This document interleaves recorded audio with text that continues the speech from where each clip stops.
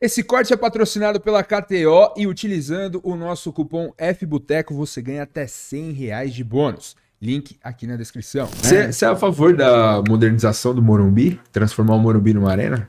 Porque muitos São Paulinos que é contra essa ideia. Não, o Morumbi tem que ser o colosso que é, de concreto e tal, não sei o quê, etc.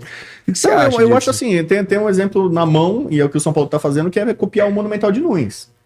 Que deve ser a final da Libertadores esse ano, e eu tô falando pra todo mundo aqui, o pessoal tá brincando. O River vai ser campeão dessa Libertadores. Porque o Brasil tá tão dominante e tal, parece que não tem. Então, e eu já falava isso antes da volta do Galhardo, de o River se reforçar agora na janela, pegando inclusive 2 jogadores de seleção e tal. O Monumental continua raiz, né? Tá mais hostil ainda, né? Mais perto a torcida, a média de público aumentou, o River tá ganhando, tá gerando mais dinheiro. O River fez a final com o Flamengo em 2019 da Libertadores. Eu lembro do presidente do River falando como se fosse um time pequeno. Ele falou aqui, cara, eu ganho 4 milhões de dólares por ano de TV, o Flamengo ganha 40. O Flamengo ganha 10 vezes mais dinheiro de TV do que o River. Falando do River. É um clube gigante, é um colosso. Quase metade da população da Argentina torce para Boca e para River. 40%. Um River gigante, eles colocando assim, cara, eu não tenho bala na agulha para competir com o Flamengo, não dá. Não tem como, parece um time pequeno. E o River, com as suas limitações no seu mercado e não sei o quê, ele continua produzindo jogadores, exporta, vende bem, aumentou o estádio. Então, o caminho para o São Paulo no Morumbi, esse específico, que sempre tiveram muitas semelhanças, né, entre Sim. Monumental e Morumbi. Para mim é fazer isso, tirar aquela pista de atletismo, rebaixar um pouco o campo e aproximar. Seria legal cobrir, que é um dos projetos. Pô, legal, porque você vai no Morumbi, que é chuva. Toma chuva na arquibancada e é frio pra caramba, o bairro do Morumbi ainda é mais frio, né? É um problema histórico e tal, mas a torcida até já se acostuma com isso, o São Paulo tá cada vez mais raiz, mais popular e tal. Então eu acho que o caminho era fazer... Não é só assim, vamos demolir o Morumbi e fazer uma arena moderna. Aí não. Eu acho que dá para aproveitar o que tem hoje, manter esse espírito que o torcedor do São Paulino gosta, de ter um estádio raiz, não é uma arena moderninha, e com mais público, que não sei, São Paulo toda hora tá batendo aí 50 e poucos mil, falam que a capacidade de 66 mil, mas não lota nunca. Vende todos os ingressos, dá 50 mil. Dá para botar para 80 mil ali aproximando, mantendo ingressos populares, que eu acho legal. Esse é um caso do São Paulo, porque ele é um clube ainda que tem um estádio antigo e grande. Tanto que o São Paulo só perde em média de público no país hoje pro Flamengo. Porque a taxa de ocupação do Corinthians é maior. Sim. O Corinthians proporcionalmente enche mais a Neoquímica Arena do que o São Paulo Morumbi. Mas como o São Paulo é maior, a média de público é maior. Então aumenta isso. Põe 80 mil, você vai gerar mais gente ainda, vai encher mais estádio. Grana. E Rodrigão, assim, aproveitando que a gente tá falando do São Paulo, a gente tem um programa aqui de segunda-feira que essa semana a gente teve um convidado São Paulino, um cara que não participa da nossa mesa com frequência, e ele falou uma parada que até deu uma viralizada, a galera clicou bastante. Eu queria saber se você concorda. Ele falou que na opinião dele aliás, um abraço aí pro Gabriel. Falou que na opinião dele o Zubeldia é o melhor técnico do São Paulo desde Muricy. Você concorda? Cara, desde o Muricy... Cara, assim, o Muricy pra mim, eu tenho algumas restrições dele como técnico, entendeu? Eu não acho o Muricy um técnico genial, brilhante. Ele é muito bom treinador.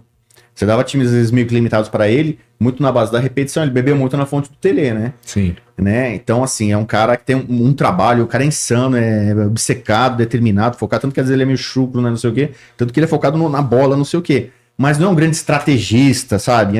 Tático, revolução e tal. Ele consegue melhorar times que ele tem, mesmo times que são limitados, ele consegue encaixar uma peça aqui, muda um posicionamento ali e tal. Mas não é um cara genial, brilhante. O Zubeldia, cara, assim, é muito escola argentina, então é um cara que tem estudo, tem preparo, leitura de jogo, as explicações que ele dá você consegue entender, né? Ele tem uma coisa um pouco do... O Muricy também era meio que visceral sanguíneo, de participar do jogo, ser ativo e tal.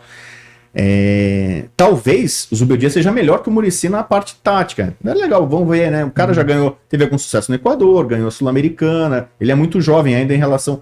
O Muricy, ele foi ter mais sucesso neste século, né? Ele começou a carreira ali como auxiliar, 93, 94, eu já vi gente dizer que aí ele penou alguns anos para ter sucesso, rodou, Aí ele começou a ter sucesso ali no Náutico, tal, babá, até ele voltar. No Inter, né? No Inter, tal, mas não conseguiu título expressivo, fez visto como um bom trabalho. Então ele foi evoluindo na carreira, como normalmente acontece com todo mundo, né? Qualquer área, né? O Muricy foi tateando até ele chegar ao topo ali. Foi o auge dele quando ele ganhou 3 brasileiros do São Paulo, ganhou no Fluminense. E ali ele teve algum momento que pareceu como o melhor técnico do Brasil, tanto que teve aquele namoro frente com a seleção brasileira, sim. né? Mas assim, o Luxemburgo, por exemplo, era um cara muito mais tático. Você conversa com os jogadores, eles elogiam muito mais o Luxemburgo. O Filipão é um cara mais vitorioso, talvez mais copeiro, para resultado. Então assim, o Muricy conviveu com outros treinadores durante um bom parte do tempo, que ele ficava um pouco abaixo. O Tite é visto como um técnico mais completo, mais moderno, né? Também cresceu, evoluiu a carreira, levou pancadas e tal. Então, talvez o Zubeldia tenha até coisas melhores. O Zubeldia é melhor que o Muricy? Pro São Paulino nunca vai ser. O Muricy é um ídolo do clube, né? O Muricy é uma bandeira do São Paulo. Exato, o cara, desde o dente de leite, joga no São Paulo. O cara mora ali, o cara ama o clube, chora. Tal. Então, assim, o Zubeldia pode ganhar o Mundial, ele não vai substituir o Muricy no coração São Paulino. Mas o trabalho de técnico, talvez, o Zubeldia consiga até ser melhor em me cite um técnico de Tele Santana pra cá que pra você seja superior ao Zubeldia.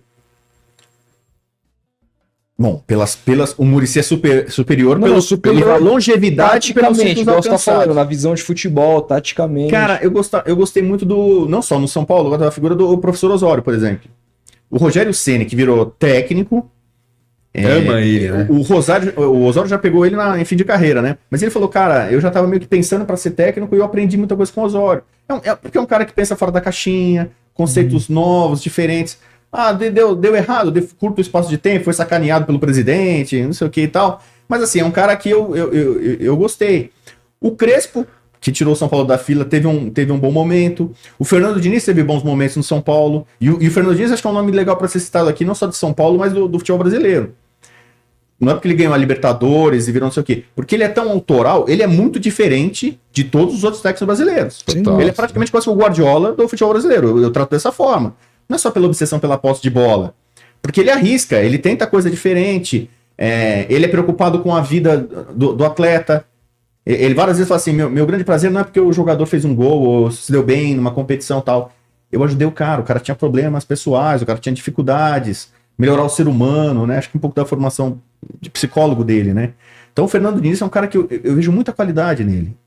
Então, não ganhou nada no São Paulo, ao contrário, estrelou ali num jogo contra o Bragantino com o Tietê e perdeu um título que estava meio que na mão do São Paulo. Aquele time do São Paulo não era para ser campeão, em tese no pontos corridos, era um milagre o São Paulo estar na liderança como estava naquela época. Perdeu pro Mirassol no Paulistão, lembra? Então, ele tem em alguns lances assim, erros crassos e tal, mas é um técnico que eu valorizo. Mas você fala assim para mim, o Zubeldia é melhor que o Fernando Diniz. Se você pega pela ótica São Paulina, acho que o São Paulino vai falar que prefere o Zubeldia. Ele tá muito feliz com ele pela figura, né? O folclore. Anda de metrô. Então o cara é carismático, é querido, blá blá blá.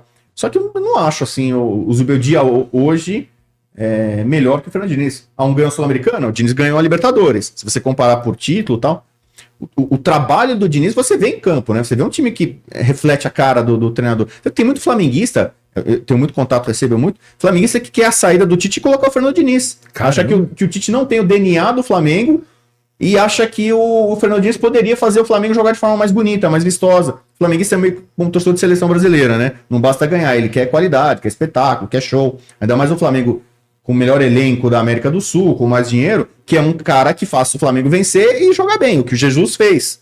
Muita gente vê isso mais no Diniz do que no Tite.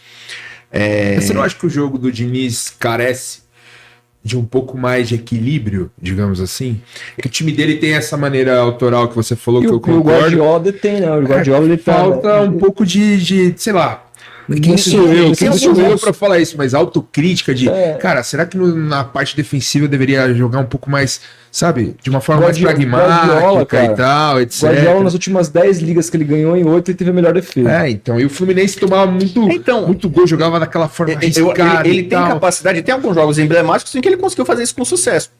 A estreia dele no São Paulo, ele empata em 0-0 com o Flamengo do Jorge Jesus no Maracanã. Dando a bola pro O Flamengo do Jorge Jesus ganhou de todos os times naquele Campeonato Brasileiro, menos do São Paulo. Foram 2 empates. É o único time assim que o Flamengo do Jorge Jesus no Brasileiro não conseguiu ganhar. Muito porque ele travou ali o jogo. Ele não foi de início. A estreia dele no Fluminense foi contra o Palmeiras, aqui no Allianz. Ele fez mais ou menos a mesma coisa. Também chegou ali e tal, tá tateando até implementar o tipo de trabalho dele e falou: aqui eu vou segurar. Então ele, já de São Paulino. Eu lembro do Tele, o Tele conviveu com isso boa parte da vida. Ele monta time maravilhoso, seleção maravilhosa, mas ganha pouco. Né? Ele ganhou brasileiro com Galo, ganhou gaúcho com Grêmio. Fez um bom trabalho no Palmeiras que o levou para a seleção, metendo 4-1 no Flamengo, no Rio. Mas assim, muita gente cobrava dele. Pô, mas título expressivo. Teria tão bom assim, o time deles são maravilhosos, mas ganha pouco. Eu lembro do meu pai que é São Paulino doente, quando o São Paulo contratou o Tele, meu pai é meio que... esse cara é um pé frio, o cara não ganha e tal. O São Paulo foi ser campeão brasileiro em 91, o título que ele ganhou no São Paulo brasileiro. Ele coloca o Cafu de ponta esquerda e resgata o Zé Teodoro de lateral direito. São Paulo foi campeão com 0-0. São Paulo ganhou no Morumbi 1-0, gol do Mário Tilico, suado. E aí chegou lá, ele travou o jogo, o Tele travou o jogo, né? O Gil Baiano, que era o lateral direito, que era um avião no Bragantino. Ele meteu o Cafu ali meio que ponta esquerda para anular o cara. Então assim, o Tele, que é símbolo do futebol ofensivo, e muitas vezes nesse período de sucesso dele do São Paulo, o Tele conseguiu travar jogos. Pega campanhas da Libertadores, muitas vezes o São Paulo jogava fora de casa para empatar ou para perder de pouco e resolvia no Morumbi. Não era sempre um espetáculo. A galera tem essa ideia do Tele, né? Todo jogo era, vamos pra frente. Tem vários jogos do Tele que ele foi tático, que ele foi estrategista para segurar o jogo. E eu falei, o Diniz, eu acho que também faz parte da evolução dele como treinador, em alguns momentos ele vai entender que a situação não é para Será fazer... que vai? Porque ele parece muito preso às suas próprias convicções. Eu também acho. E, inclusive, assim, intransigente. Dizer, cara, perdendo ou ganhando, o Fluminense estava último colocado e ele continuou fazendo a saidinha. E os caras continuaram pegando a bola, ele caindo e caindo pelas tabelas e continuava, cara. Então eu falo assim, pô, nem nessas circunstâncias o cara é capaz de mudar. Não, mas é engraçado hoje. Fala pra mim um time importante do Brasil que não faz saidinha. Fala pra mim um. Você vai em qualquer jogo, eu não sei o time de todo mundo que tá vendo aí e tal. Em algum momento já viu o zagueiro tocar pro goleiro, o goleiro tocar pro lateral, o lateral voltar pro goleiro. Sim, mas... Hoje qualquer time, grande, médio, pequeno, faz esse tipo de jogo. Mas igual? É igual, não sei, mas assim, naquele nível de risco. O Fluminense agora mudou. Agora tem o Mano Menezes, que ele é radicalmente oposto, e é mesmo, historicamente, em relação ao Diniz. Mas você continua vendo em alguns momentos o Fluminense passa o Fábio, porque sair jogando é uma coisa que é natural do futebol moderno, mas eu acho que você não acha que o Diniz estica muito a corda? Em alguns momentos, sim. Né? E você tem que ter essa... Você vai culpar o Guardiola por sair jogando? Já teve gol que ele tomou também em erro de saidinha do Guardiola. Sim. Ele parou, mudou o conceito. Pô, Guardiola. E em alguns jogos o Guardiola também foi tático e travou o jogo. Sem dúvida. Ele quebrou a cara muitas vezes em mata-mata. Em alguns jogos você viu o City. Pô, esse aqui não é o City que a gente vê no campeonato inglês. Em alguns jogos de mata-mata em que ele travou, segurou, trouxe um empate fora de casa. A pressão que o Guardiola fez no próprio Diniz, sem bola, fazendo com que o Fluminense só tivesse espaço para ficar tocando a bola no campo de defesa e roubando bolas ofensivas que geraram inclusive os primeiros gols. É tudo um trabalho de você estudar o rival, entender os pontos fracos sem bola, e tudo mais. Eu vi até uma resenha que até viralizou de um torcedor do Fluminense lá no começo da temporada falando que o Fluminense ia cair para esse ano, antes do Diniz ser mandado embora e tudo mais. E ele dizia que o Guardiola ele meio que ele mostrou para o mundo como que joga contra o Diniz naquele jogo. Como que trava o Diniz completamente. E, enfim, eu tenho grandes dúvidas com relação a essa... o Diniz, assim, ontem viralizou um vídeo dele treinando um time de faculdade, você viu isso? É o filho dele que pediu, dele, né? Treinando com puta tesão. Eu queria ter interesse em descobrir qual era a faculdade. A faculdade de medicina da Santa Casa aqui em São Paulo. Então, e pô... O campeonato da Intermédio lá, que eu acho que é o maior de faculdade. Pega, cara. E aí, assim, porra, eu fico pensando assim, um cara pra fazer isso, o cara tem que amar muito o que ele faz. Eu tenho um maior respeito pelo Diniz, pelo quanto ele ama o futebol, por quanto ele tem essa ideia dele de melhorar a cabeça dos caras, mas eu tenho um pouco de receio com relação a essa intransigência. Eu gosto, falei assim, eu gosto de cara que Eu brinco, eu ironizo esse termo diferenciado que foi usado em exaustão muito por coaches e no futebol. Então eu uso isso como ironia, né? Mas ele é diferente. Só o fato de ele ser diferente dos outros, eu já acho que é muito importante ter o Fernando Diniz no nosso mercado. Eu acho. Trabalhando aqui. A gente teve um tempo que a gente tinha uma série, era padrão técnico, ser tranqueiros, medrosos, covardes, que jogam por uma bola, que trabalham na bola parada, motivação. Aqui é muita gestão de grupo, né? Ai, tem um grupo, vai lá, se mata, joga pela sua família, joga pela sua cidade, joga não sei o que, se mata, sabe? E muito treinador teve sucesso no Brasil na base daí, vai, vamos, Lula. O próprio Vanderlei, muito cara assim, sabe? E os caras falam que ele ganhou, os palmeirenses, os caras falam que ele ganhou a final de 93 do Corinthians só mostrando o jornal da cobertura então, da mídia do primeiro jogo. Que o Viola tinha isso de motivar, levar fralda, distribuir a fralda pros caras no jogo. Aqui, ó, você vai vestir essa fralda ou essa camisa de campeão, né? Aí o cara, não, eu quero a camisa de campeão, então vai lá. Tá. Ele tinha essas coisas, mas assim, mas técnico ele sempre foi muito estrategista. Sim. Cara, eu como jornalista já trabalhei com vários ex-jogadores. Quase todos que trabalham com o Vanderlei falam assim, ele é o melhor com quem eu trabalhei. E tem muita gente na imprensa que não gosta do Vanderlei. Sim. Pessoal assim que acha, não sei se tem algum tipo de birra, preconceito pelo jeito que ele tem fala, pessoais, por não ter tanta cultura, não falar espanhol de forma errada, esquecer de trocar nome de jogador, sabe? Virou meio folclore assim, sacanear o Lucha. Mas aí você conversa com os caras que trabalham com ele, o cara fala, pô, cara, esse aqui no Brasil, na época dele, era o melhor. Talvez não era pra treinar o Real Madrid, os Galácticos. E caras muito bem esclarecidos. O Alex fala isso. Né? Caras inteligentes falam, cara, ele é muito diferente dos outros, mas em cima da média. Né? E por que fica pra trás? Ficou pra trás? Você acha que porque a fralda não cabe mais, ele continuou fazendo coisas como a fralda no vestiário, e aí a cabeça do jogador mudou e a assimilação com relação a esse tipo de postura passou a ser menos... Sabe o que eu acho, assim? Ou você acha que, de fato, o futebol evoluiu num ponto que ele não acompanhou, e essa coisa dele dizer que, na verdade, nada mudou e a gente tá tudo enganado, é uma grande verdade. Qual que é a visão que você tem por essa queda que ele teve? Eu vou usar um exemplo. Lembra de um programa dos anos 90?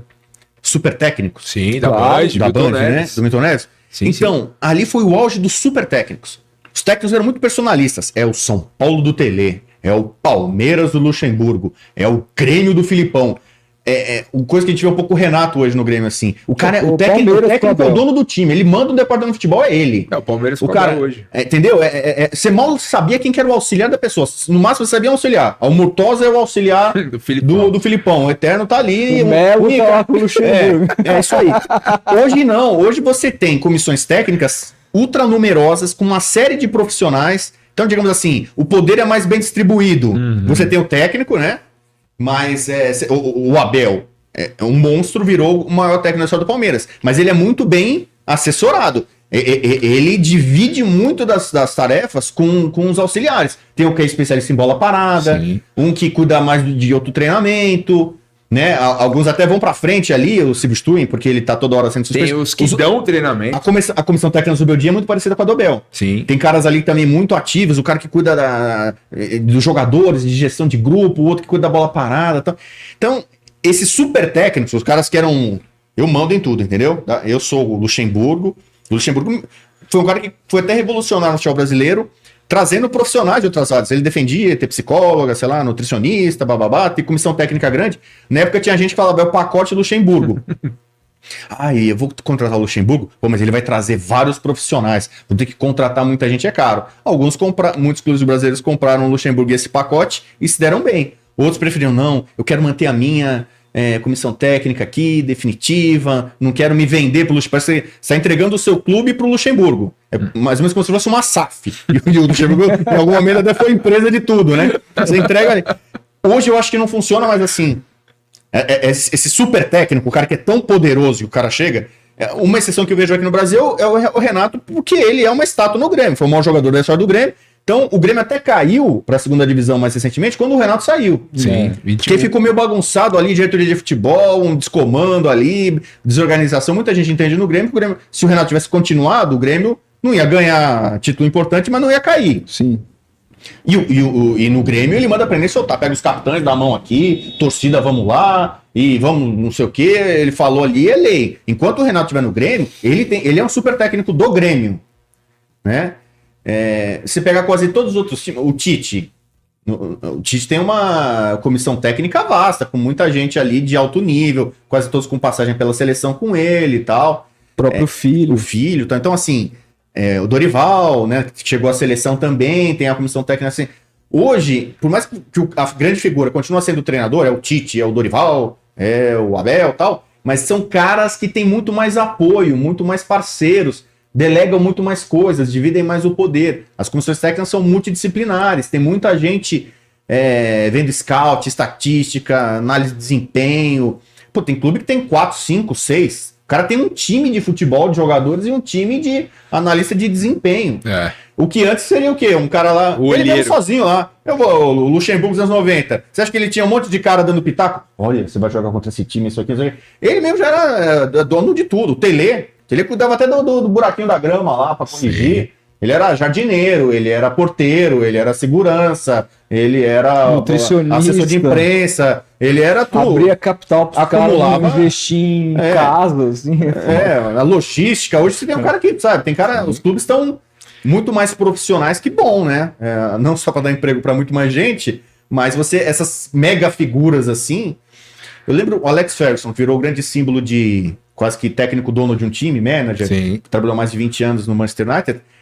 Muitos dos treinos não era ele que dava. Então ele tinha um corpo. O Guardiola tem muitos caras. O Guardiola é famoso, mas muito do sucesso do City, eles importaram vários profissionais, não só o Guardiola, da Espanha, do Barcelona, né? Em direção, em comissão técnica. Então hoje, você precisa ter todo esse apoio e amparo, coisa que talvez na época eram mais as figuras, era muito personalista o treinador, né? Hoje a coisa é mais democrática.